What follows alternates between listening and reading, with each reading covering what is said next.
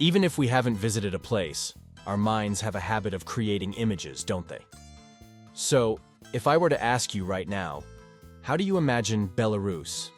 What would your answer be? But do you really know the country? Did you know, for example, that this nation was decimated by the Nazis? Did you know that it was the scene of one of the greatest tragedies related to Chernobyl? What if I told you there was a socialist KFC franchise there, Soviet-themed restaurants and more? What if I told you that KGB spies still exist? Unbelievable, isn't it? In today's video, you'd better get ready because we're going to take you to see Europe's last dictatorship. Belarus, officially known as the Republic of Belarus, is a nation located in Eastern Europe. Its history is rich and dates back to ancient times, with traces of Slavic civilizations inhabiting the region. At the end of the 18th century, with the partitions of Poland, Belarus was divided between the Russian Empire and the Second Polish Republic. Occupied by Germany during the First World War, Belarus announced its independence as a democratic republic in 1918. The following year, however, a few years after the Russian Revolution, the Bolsheviks announced the creation of the Belarusian Soviet Socialist Republic. In 1922, Belarus became a constituent republic of the Soviet Union, and like other sister republics, lived under a one-party regime. But then came the Second World War, and the country suffered enormously, with a large part of its population falling victim to the Nazi occupation and the conflicts between the German and Soviet armies that practically devastated the country. Of the country's 290 cities, 209 were destroyed. The death toll was so high that the country only managed to reach the same population level almost 30 years later. But it wasn't just the Nazi invasion that caused suffering in this country, and here we have to remember the Chernobyl nuclear accident. The 1980s marked a dark chapter in the history of Belarus and Eastern Europe as a whole. During the Chernobyl nuclear disaster in 1986, considered the worst in the world, Belarus, located just 16 kilometers from the nuclear power plant, was hit hard by the catastrophic consequences, resulting in 66% of its territory being contaminated with cesium-137. In response, the Belarusian government established an exclusion zone around the affected territory, keeping it closed for decades. Recently, they decided to open it to license holders who organize tours, accompanied by a representative of the Belarusian government. Inside the exclusion zone, we find a treasure trove of Soviet artifacts and relics, from abandoned boats and factories to watchtowers and propaganda centers, providing an immersive experience in the atmosphere of 1986. Today, it has a population of just under 10 million, and no matter where you go, traces of the Soviet past are still visible everywhere.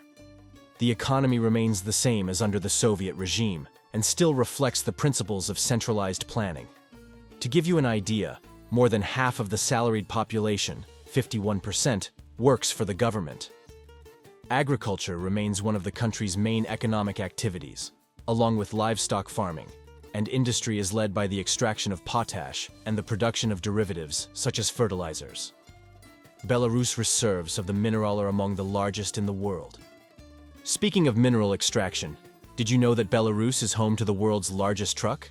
Yes, the Belaz 75710 is a mining dump truck made in Belarus and currently holds the title of the largest mining truck in terms of capacity and global load volume.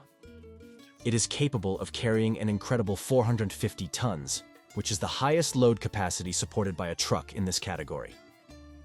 Even after the collapse of the Soviet Union in 1991, Belarus remained stagnant in time, preserving many of the vestiges of the communist past. And authoritarian leader Alexander Lukashenko makes a point of it.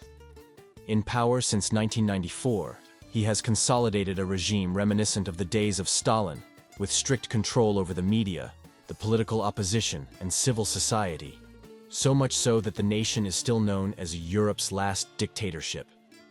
Its political regime became popularly known as Lukashism, or Lukashenkoism. John Sweeney, an investigative reporter from the UK, describes Lukashism as a mutant variant of the Soviet pact with its people. Since taking office, Lukashenko has consolidated virtually all power in the country's government. The constitution grants him broad authority, allowing him, for example, to dissolve the House of Representatives. If the name of the prime minister, he has chosen is rejected twice. Presidential decrees take precedence over ordinary laws, giving Lukashenko significant control over government spending. Parliament, for its part, can only intervene in these matters with the president's permission. In addition, Lukashenko holds the power to appoint 8 members of the upper house, known as the Council of the Republic, and exerts influence over the majority of judges. And obviously, like any dictator, there is no shortage of controversy about his iron fist. During the COVID-19 pandemic, Lukashenko claimed that concerns about the pandemic were a frenzy and a psychosis, and that working on tractors, drinking vodka, and going to saunas could prevent people from being infected with the virus. Want another one? In 2020, the United Nations office reported that its experts had been informed of 450 documented cases of torture and ill treatment inflicted on and sexual assault of people detained during the protests that erupted after the presidential elections. And just to be clear, here we are talking about the KGB containing these demonstrations. Yes, curiously enough, the KGB is still the KGB in Belarus. For those who don't know, the KGB was a Russian spy agency in the Soviet era, and after its dissolution, the Russian KGB split into 2 organizations: the FSB, National Security Service in Russian, and SVR, Foreign Intelligence Service. However, in Belarus, the organizational structure of the KGB remained intact, thus keeping its original name. The agency continues to impose terror, especially against those who speak out against the country's leader. And they do impose terror.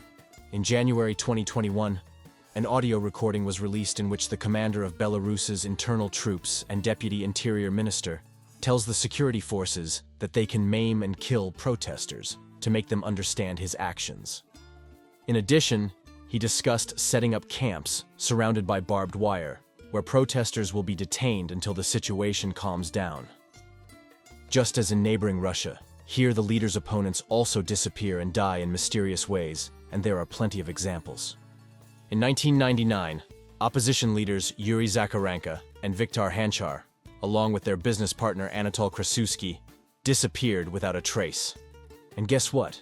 These disappearances coincided with a broadcast on state television in which President Alexander Lukashenko ordered the heads of his security services to crack down on the opposition scum. Lukashenko calls himself a man of the people, but the people can only do what he says. But it's not just the dictatorial government that surprises in the country. The presence of the Soviet past is palpable everywhere.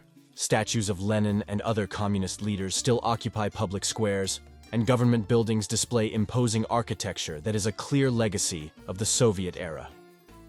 Minsk, the capital of Belarus, is a striking example of this Soviet legacy, and is considered one of the best preserved cities from that period today. Although it has centuries of history, much of Minsk's architecture dates back to the 20th century, mainly due to the destruction caused by bombing during the Second World War. With more than 80% of the city devastated, reconstruction took place in the 1950s, under the influence of Soviet dictator Stalin. The result is an imposing city, marked by wide avenues, classical architecture, lush parks and museums that preserve the history and aesthetics of that particular era. Some of these museums are quite curious, such as the KGB building, which not only houses the agency's activities, but also includes a museum with a virtual tour. Other notable Soviet monuments permeate the city, such as Government House. This building, which has withstood the ravages of war, retains its apparent simplicity, but impresses with its imposing presence.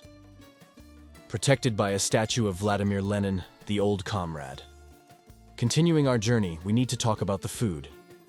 As in Russia, the basis of Belarusian cuisine consists of vegetables and meat, with ingredients such as potatoes, beet, and other tubers being skillfully incorporated into various recipes. Draniki is one of the country's most symbolic dishes. This kind of potato pancake is so popular that it is even sold in large fast food chains, such as McDonald's. I mean, it used to be sold at MC Donald's, which closed its chain of stores in the country. Now the restaurant chain is called Vkusno I Tochka.